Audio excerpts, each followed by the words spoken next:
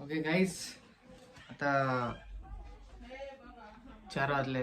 प्रज्ञाला सांगितले मी cold coffee बनवायला आणि खूप दिवसापासून म्हणजे जास्त ॲक्टिव्ह नाहीत, रील्स वगैरे काय बनवत नाहीत आणि खूप धावपळ चालू आहे आपल्या मागे, म्हणजे माझ्या मागे स्पेशली.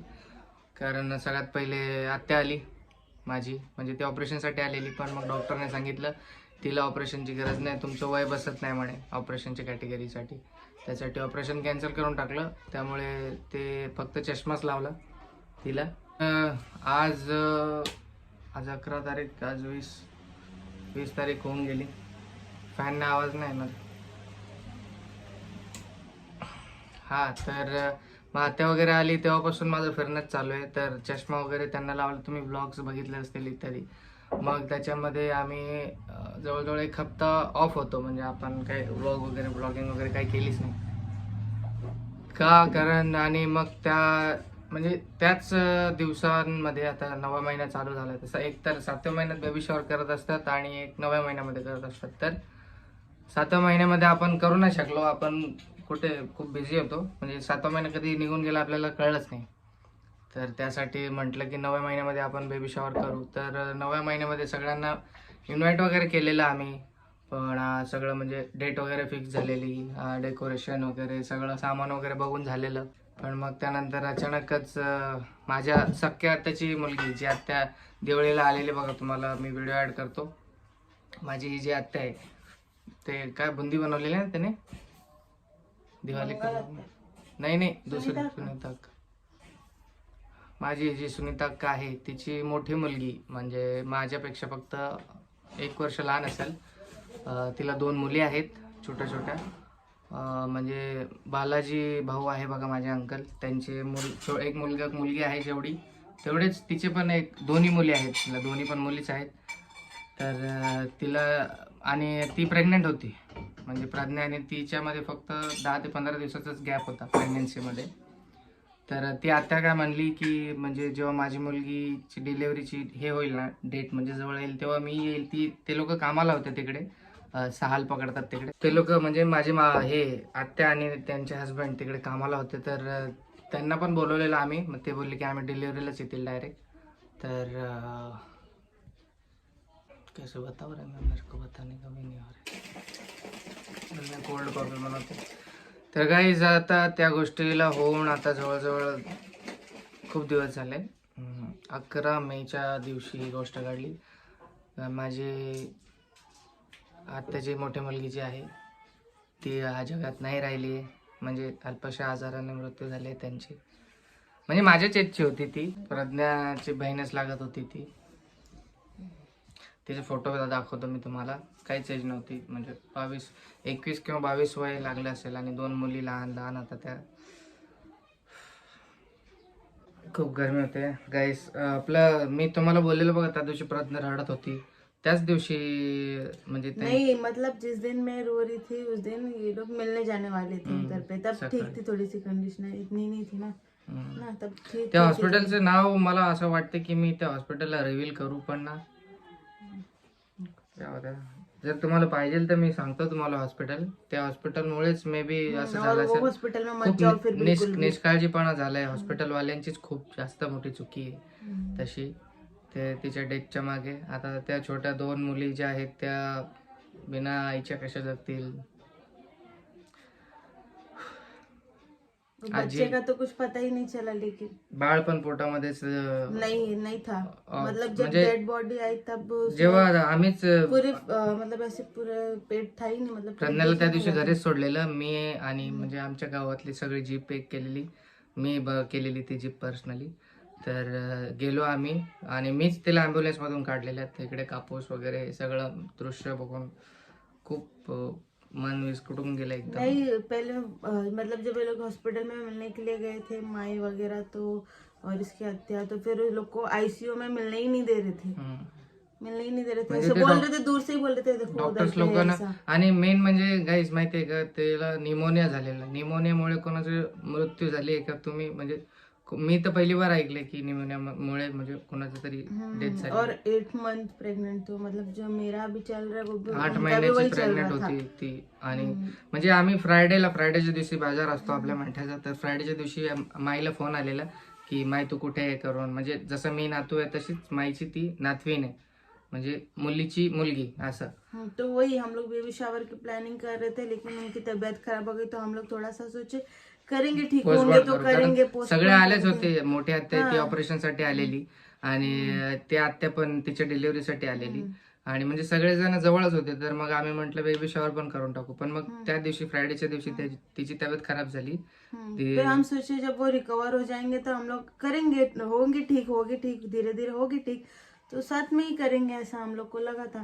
फिर बाद में धीरे धीरे मतलब और हालत खराब होते गई, तो फिर हम लोग ने कैंसिल ही कर दिया बेबी शावर करना, क्योंकि ऐसे वो प्रेग्नेंट थी तो फिर अच्छा नहीं लगता कि बेबी शावर की मैं खुशी मनाऊं किसी के डेथ के इसमें, इसलिए कैंसिल कर दिया हम लोग ने. आणि जेव्हा म्हणजे ज्या दिवशी आम्हाला म्हणजे इकडनं मंठ्याला गेले, मंठ्यावरून जालन्याला गेले, जालन्यावरून औरंगाबादला सरकारी हॉस्पिटलमध्ये गेले आणि सरकारीमधून ते प्रायव्हेटमध्ये शिफ्ट झाले आणि त्या दवाखान्यामध्येच घडला. जेही घडला आपल्याला तर काही माहित नाही काय घडलं असेल. मग माझी खूप इच्छा होती की मी जाऊ तिकडे शूट करू, त्यांचे व्हिडिओज काढू, त्यांना रिव्हील करू, पण ते व्हायच्या आधीच आपल्याला खबर आली की असं झालंय म्हणून. कॉल आला. जब भी फोन पे माई बात कर रही थी तो वो लोग बोल रहे थे कि बच्चा ठीक है एकदम ते ठीक है, ऐसा ऐसा बोल रहे ऍक्च्युली थे. काय झालं माहितीये का, म्हणजे माय खूप जीव लावायची तिला आणि माय जी आहे ती ऐकू शकत नव्हती असं काही झालेलं. ती सकाळीच डेथ झालेली, पण मला जवळपास 2:30 वाजता त्या दिवशी फोन आला 11 तारखेला, संडे सॅटर्डे काय तरी होतं, मे बी संडे का सॅटर्डे. तर त्या दिवशी फोन आला 2:30 वाजता आणि मला त्यांनी सांगितलं की ना आजीला सांगू नको की असं असं झालंय म्हणून. तर मी ते खूप कंट्रोल केलं. परत गावातल्या सगळ्या व्यक्तींना, सगळ्या लोकांना माहीत झालं आणि मग मी एकटाच चुपचाप बसलो होतो. कोणाला सांगू, माझ्याच मनामध्ये घेऊन. मी प्रज्ञाला सुद्धा नव्हतं सांगितलं, कारण ते बोललेले तुझी वाईफ पण प्रेग्नेंट आहे, नको तिला सांगू, असं तसं. थोडं चांगलं नाही वाटत ऐकून की म्हणजे बाळासोबत ती पण, म्हणजे दोघं जण पण ऑफ झालेत करून. तर मग म्हणजे माझ्या पप्पाचे भाऊच लागतात चुलत, तर त्यांना माहीत झालं. मग ते तिकडून असे रडत रडत आले. मग मी इकडेच बसलेलो होतो आपल्या बौद्ध विहाराजवळ. ते माईकडे आलेलं माईला सांगायला, पण मग मी त्यांना तिकडेच थांबवलं. बोललं तिला सांगू नका आताच, मग तिलाच आपल्याला सांभाळावं लागेल, तिलाच दवाखान्यात न्यावं लागेल. मग तिला म्हणजे त्यांना घरी पाठवलं आणि सगळे एकदम शांत. काय आहेत तर माय विचारत होती काय झालंय सांगा, पण कोणीच सांगितलं नाही. मग नंतर जेव्हा तिकडून छत्रपती संभाजीनगरवरून इकडे घरी जेव्हा आणत होते तिला, तेव्हा ते लोक बोलले की आता तुम्ही लोक निघा करून, म्हणजे याच्यासाठी ते पुढचं सगळं करण्यासाठी, डेटच्या नंतर जे सर्व करतात. तर आम्ही मग जीप केली. जेव्हा मी आणि सगळ्या बाया वगैरे म्हणजे आमचे रिलेटिव्ह सगळे जीपीत बसायला लागले जीपमध्ये, तेव्हा महिला डाऊट आला आणि मग ती खूप रडायला लागली. म्हणजे मग तिला सांभाळावं लागलं. माई बोल रही थी की ऐसा ही क्यों होता है, खूप जास्त जरा आमच्या परिवारावरती जरा कठीण प्रसंग सध्या चालू आहे. होप सो असं कोणासोबत होऊ नये कधी.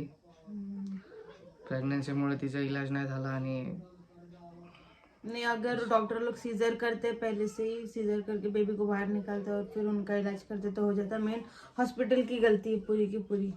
मेन खूप लंबी कहाणी आहे. आता पर्सनलमध्ये काय सांगायचं तुम्हाला, जाऊ द्या. फक्त मी खूप सारे कमेंट, म्हणजे खूप भरपूर मी म्हणजे थोडे मी कमेंट्स वाचत होतो की तुम्ही व्हिडिओ का नाही टाकत आहे, बेबी शॉवर का नाही करत आहे, 9व्या महिन्यात स्टार्ट झाला हे ते ब्ला ब्ला, म्हणजे खूप सारे. पण मग आमची म्हणजे 8वा आता संपेल, आता 9वा लागलाच आहे समजा. तर म्हणजे खूप कंडिशन अशी एवढी खराब आहे की आम्ही कोणाला काही शेअर नाही करू शकत ना बोलू शकत. पण मग तुम्हाला पण उत्तर देणं खूप गरजेचं आहे, तर मग तुमच्याशी शेअर केली ही गोष्ट. तो इसलिए गाइस हम बेबी शावर नहीं कर पाए थे, इसलिए हम लोग ने कैंसिल कर दिया था. कि हमारी फैमिली में इतने पास के मेंबर, आम्ही लोक लहानपणी सोबत खेळले. म्हणजे माझे पप्पाचा मुलगा मी आणि म्हणजे माझी पप्पाची बहीण, आता ते दोघं भाऊ बहीण, त्यांचे मुलं म्हणजे मी आणि ती दिदी बोलतात सगळ्या प्रेमाने तिला. तर त्या दोघी बहिणी, एक छोटे एक मोठे. तर ती मोठी होती दिदी, माझ्याहून फक्त 1 वर्ष लहान होती. तर आम्ही सगळे सोबत खेळायचे लहानपणी. खूप आठवण येते. जब 6th मंथ की थी तो वो आए भी थे मेरे से मिलने के लिए, मतलब उनका भी 6 चल रहा था और मेरा भी 6. आमचं घर बघायला आलेले ते लोक आता थोड्या दिवसात. तो जहाँ मैं बैठी हूँ इधर ही पे बैठे थे वो. ऐसा होता फिर मतलब शांत से ज्यादा बात नहीं कर रहे थे, एकदम चुपचाप ऐसे आता करते. त्यांची जी मुलगी आहे म्हणजे 2 मुली आहेत ना, तर मोठी मुलगी पण म्हणजे मम्मी मम्मी करून करून आजारी पडली. मम्मी कुठे. छोटी मुलगी तरी थोडीशी खेळते, तिला समजत नाही, पण मोठीला थोडं कळतं. मग ती मम्मी बद्दल विचारते की मम्मी कुठे आहे माझी, मम्मी कुठे आहे. वो भी अभी हम लोग आणि गए तिला थे आता थोड़े दिन सध्या 5 दिवसाचा कोर्स चालू आहे उसको हॉस्पिटलचा. भी तिला सलाइन पण चल इकडे रहा है. छातीमध्ये सूज आले, तिला रडून रडून असं झालंय. सगळ्यांना दवाखाना चालू आहे. मग नंतर परत माईला दवाखान्यात घेऊन गेलो, परत आत्याला दवाखान्यात घेऊन गेलो, परत ती दुसरी आत्या तिला दवाखान्यात घेऊन गेलो, परत नजर खूप लगी है सब. सलाईन खुशी को नजर लगी थी. हॉस्पिटल सगळे हॉस्पिटलवालेच हे होऊन गेले कंडिशन ह्या महिन्यामध्ये. हा मेच्या महिन्यामध्ये खूप जास्त दुःख हे झालंय फॅमिलीला आमच्या. जाऊ द्या, आपण किती काही केलं तरी आता त्या आत्याला आम्ही किती सावरतोय खुश ठेवायचा प्रयत्न करतोय. तिला मी 3-4 वेळा तिच्या गावी जाऊन आलो. ते साहिलच्या गावाला गेलेलो मी लग्नाला, त्याच्या थोडंसं 2 किलोमीटर लांब ते आत्याचं गाव आहे माझ्या. तर कितीही काही केलं तरी आता तिची मुलगी गेली स्वतःची, ते तिला मुश्किल आहे, कठीण आहे सांभाळणं खूप. तरी ती तिच्या मुलींना बघून तरी थोडीशी सावरते स्वतःला की योजे बाबा यांच्याकडे बघायचं आपल्याला. लेकिन हॉस्पिटल के लोग इतने कैसे अजीब से हो सकते हैं ऐसे कि ध्यान ही नहीं देने का. और किसी को ऐसा. जाऊ द्या, एवढंच होतं गाईस. आम्हाला तुम्हाला एवढं सांगायचं होतं की काळजी घ्या. हॉस्पिटल जेव्हा लेडी प्रेग्नेंट असते तेव्हा खूप काळजी घेत जा. जर कोणाची बायको प्रेग्नेंट असेल तर असा प्रसंग कधीच कोणासोबत घडला नाही पाहिजे. आणि मी नक्की मतलब वो अगर आपको बोलती छोटा सा भी पेन हो रहा है तो फिर उसको मतलब ऐसे इग्नोर नहीं करने का, उसको मतलब बोलने का कि सच में दुख रहा है और फिर उसको डॉक्टर के पास लेके जाने का. आम्ही ऐसे इग्नोर नहीं करना चाहिए उस चीज को.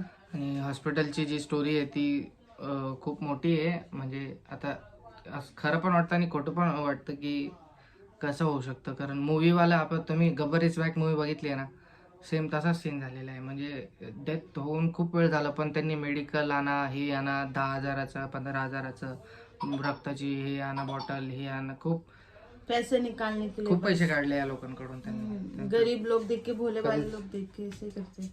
सर गाइस हम लोग को बस इतना बोलना था कि अगर आपके घर में भी कोई प्रेग्नेंट है या किसी की तबीयत खराब है तो वो अगर बोलते हैं कि हमारा ये पेन हो रहा है वो पेन हो रहा है तो उसको थोड़ा सा सीरियसली लो. और प्रेगनेंसी को इतना हल्के में तो बिल्कुल भी नहीं लेना चाहिए.